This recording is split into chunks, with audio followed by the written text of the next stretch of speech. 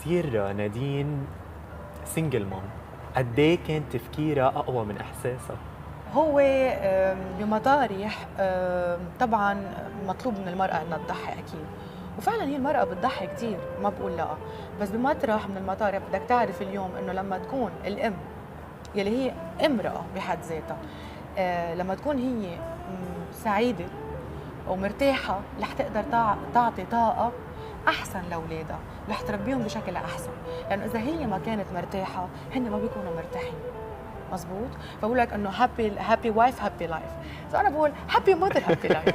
فانا يعني اليوم ضروري اني انا اكون حاسه حالي اني انا بالمطرح اللي بيناسبني لاقدر ربيهم واعطيهم من قلبي وشوفهم باعلى المراتب، لانه اليوم هلا شو بتقلي نادين اليوم شو طموحك؟ طموحي طموحهم، اليوم طموحي من طموحهم، اليوم احلامي كلها معهم، يعني بفكر فيهم لبعدين. ما بتفكري بالزواج؟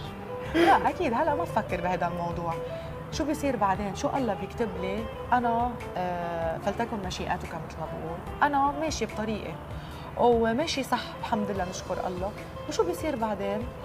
هذا نصيب.